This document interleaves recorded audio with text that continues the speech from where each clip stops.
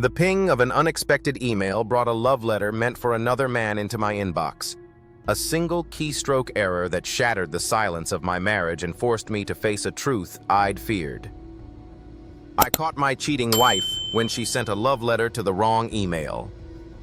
I was sipping chai in our Lahore apartment, the hum of the city filtering through the window, when my inbox chimed with a message from my wife, Aisha.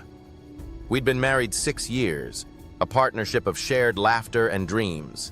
Aisha, a passionate poet, and me, a university lecturer in literature.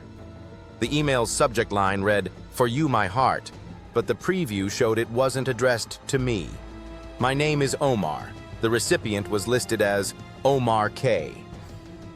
A chill ran down my spine as I opened it. The letter was a cascade of tender words, descriptions of stolen glances, whispered promises, and plans for a secret getaway to Murray. It spoke of a love that burned brighter than our quiet life together, signed with Aisha's flourish.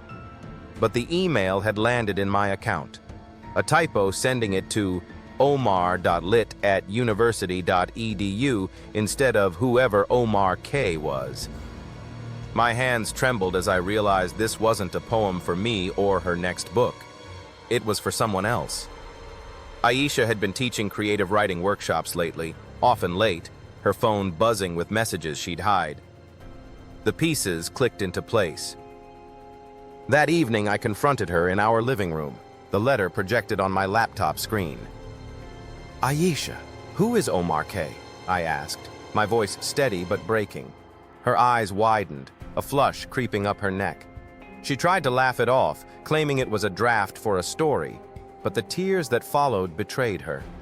She confessed to an affair with Omar Khalid, a fellow poet she'd met at her workshops. The letter was meant for him, a mistake born from haste. She'd fallen for his words, his passion, while I'd been buried in lectures and grading papers.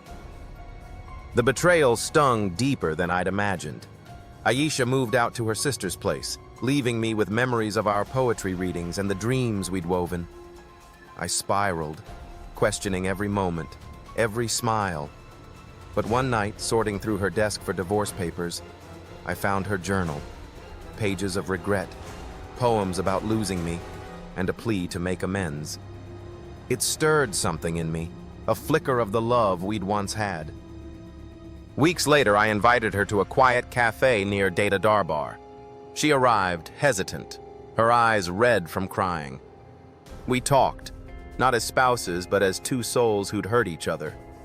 She admitted her mistake, her loneliness driving her to Omar, but swore she missed our life. I didn't forgive her then, but I saw the woman I'd loved beneath the guilt. As the call to prayer echoed softly over Lahore that evening, we sat in silence, the city's lights twinkling like stars. Aisha reached for my hand, her touch tentative yet warm, and whispered, "I want to come home, Omar, if you'll have me." Tears welled in my eyes, not just from pain, but from the fragile hope of rebuilding. The wrong email had broken us, but it also brought us back to this moment, where love, flawed and battered, still held a chance to heal. With Mia's laughter in my memory and the city's heartbeat around us, I squeezed her hand, choosing to believe in a new beginning.